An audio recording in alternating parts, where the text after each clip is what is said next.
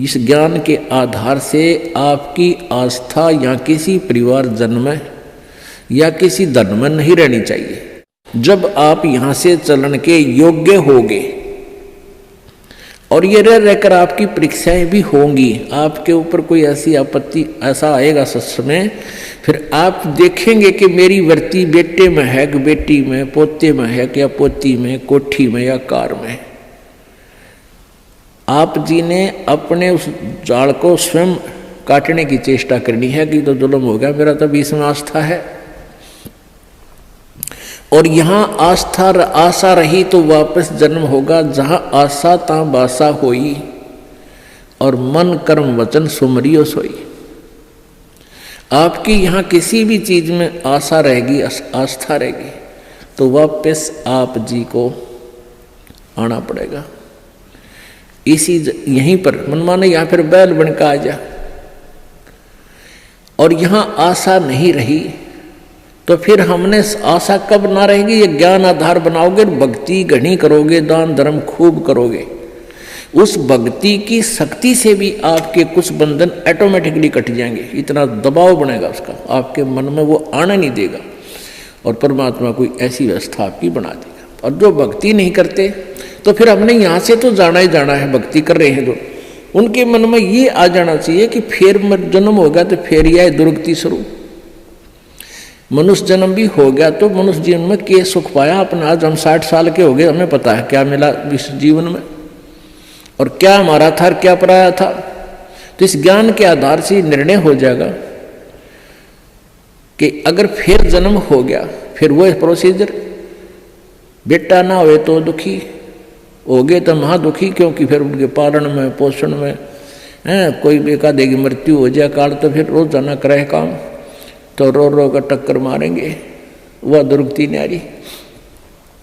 तो इन सब बातों को ध्यान रख के तो सच्ची श्रद्धा बना ले कि तो मरना पड़ेगा, पर इसी जगह चला फिर मरना ना पड़े, यहां से तो जाना पड़ेगा। तो इसलिए ये तो अपना है ही नहीं, चाहे बेटा है चाहे बेटी है, उनमें मोह है या ना है। तो अपने परिवार में आप जी ने ऐसे रहना पड़ेगा जैसे एक गाड़ी, रेलगाड़ी का कंपार्टमेंट होता है और उसमें आप सफर कर रहे हो, जिसका जहां स्टेशन आ जाएगा ऑटोमेटिकली उतर जाएगा। किसी का 2 घंटे का है, किसी का 10 घंटे का सफर है, किसी का 24 घंटे का है वो। तो ऐसे ही आप जी इसको ऐसा समझ कर रहोगे जैसे रेस्टोरेंट होते हैं, होटल में जाकर डट गए, तो वहाँ सारी सुविधाएं होते हुए भी आपको पता है कि मेरी नहीं है, उनका प्रयोग भी करना है। उनमें मेज कुर्सी पलंग टीवी वहाँ पर है, उनका पंखा कूलर एसी फ्रिज, उनका प्रयोग भी करना है, लेकिन अंडरस्टूड होता है कि मेरी को ना, ये तो धनी की है। तो ऐसे ही ये सारा रेस्टोरेंट, ये होटल, ये काल का है, और हमने किराए पर अपनी पूंजी जमा करा का यहाँ, तो ये कुछ समय का रहने का यहाँ पर मिला हुआ है, और ये व्यवस्था बता दी, इस खेती में बना रखा, ये मजदूरी कर, ये ऐसे खा ले, ये या छोड़ रखा है। लेकिन ये अपनी नहीं, हम यहाँ होटल में कुछ दिनों के लिए सटे करे हुए। यदि ऐसी आस्था आपकी बन जाएगी तो फिर कोई पल्ला नहीं पकड़ेगा आपका, कोई बाधा नहीं बनेगी।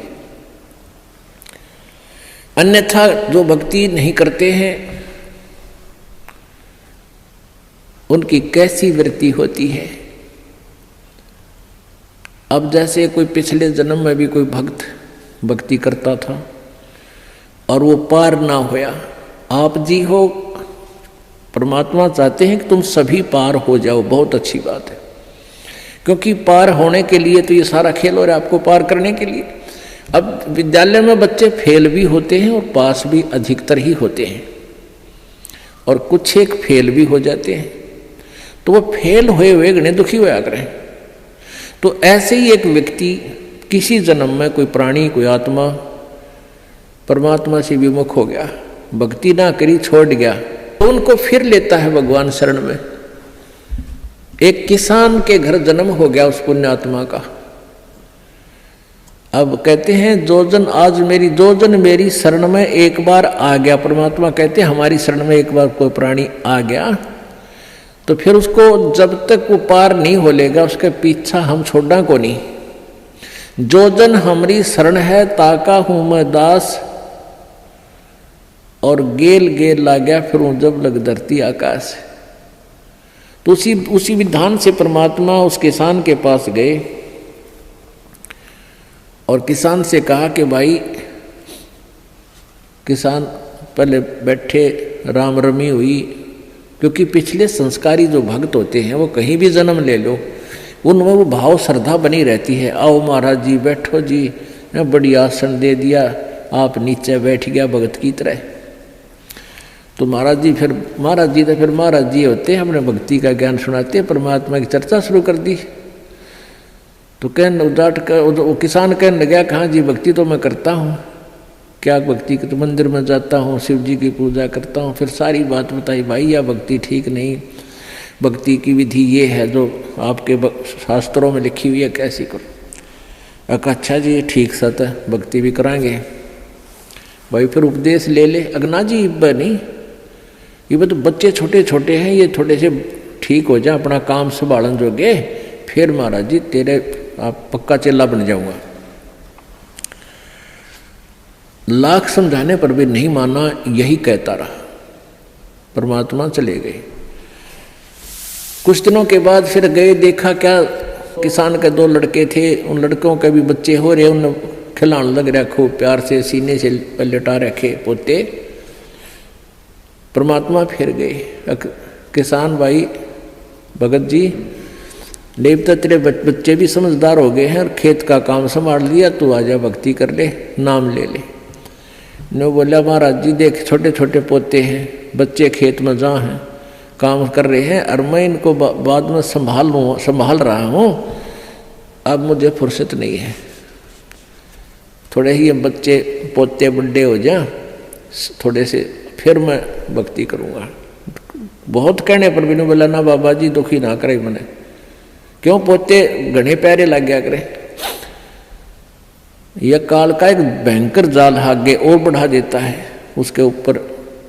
अब बेटे तो उल्टे बोल रहे, कोई धमका दे कोई खुड़का दे, और वो पोते बोल रहा करे प्यारे प्यारे, तो वो घने प्रिय लगते हैं।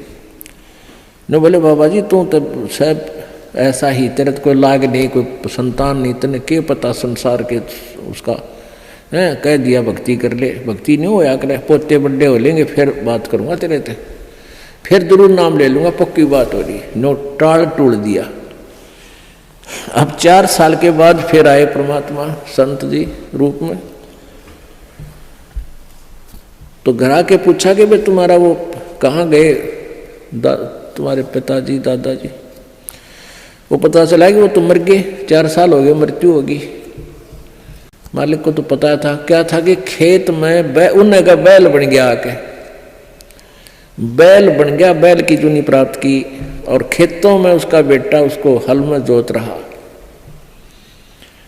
अब परमेश्वर वहां पहुंचे,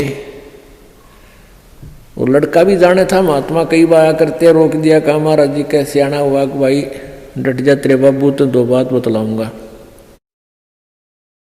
उस बैल के कान में निकट सी जाकर कहने लगा, रे भगत अब तो आजा मेरी शरण में, तेरा शरीर छुटवा दूं बैल का, और नाम दे तेरे को मनुष्य जीवन दे दूंगा, और तू चाल देख ये दुखी हो रहा, तेरा लठ लग गया, तेरा बेटा लठ मारे हैं, और तेरी के दुर्गति हो रही, तो के कह है वो बैल।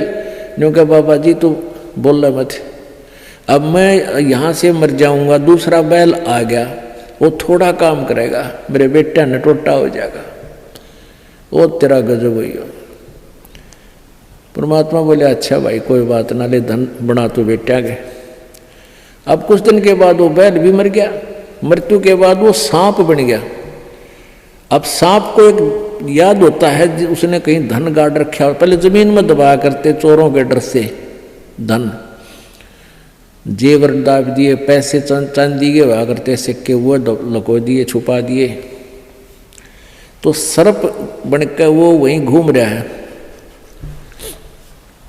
अब वो पुत्र वधुओं ने देख लिया शोर मचाया, सांप सांप, उन बेटिया ने मारा लठ उसका, वो मोरी में गए निकल गया, पर एक दो लाठी अच्छी लगी उसके, कंडे में हो गया बीच तय। वो सहज सहज धीरे धीरे सरक कर बोझड़ों में, झाड़ बोझड़ा में पड़ा। जब परमात्मा गए, कहाँ सुना भगत जी अब आओगा मेरी शरण में, न्यू बोला जी जान बचा दो मेरी और अपनी शरण में ले लो। मैंने देख लिया कोई नहीं किसी का। परमात्मा बोले सांकड़ी तोड़वा का आया तू मेरी शरण में, आया था पर ये हड्डी तोड़वा के, पसड़ी तोड़वा के, जब आई तरह समझ में कोई नहीं किसी का। और हम रोज रोन लाग रहे कोई किसी का, कोई ना अपनी भक्ति करो। कहते एक लेवा एक देवा दूतम, कोई किसी का पिता नहीं पुतम, ऋण संबंध जुड़ा एक ठाठा, अंश में सब 12 बाटा। तो परमात्मा इतने दयालु हैं, फिर उसको शरण में लिया, दोबारा मानव जन्म दिया। आगे देखो वो सूत में होगा कि ना, फिर वह बीमारी शुरू कर ले मन माने। तो ऐसे दयालु है परमात्मा, पुण्यात्माओं। ये मनुष्य जीवन बार बार नहीं मिलता और ये ज्ञान नहीं मिलता। आपके ना जाने कौन से जन्म के पुण्य, बिना गिनती के असंख्य पुण्य आपके साथ हैं।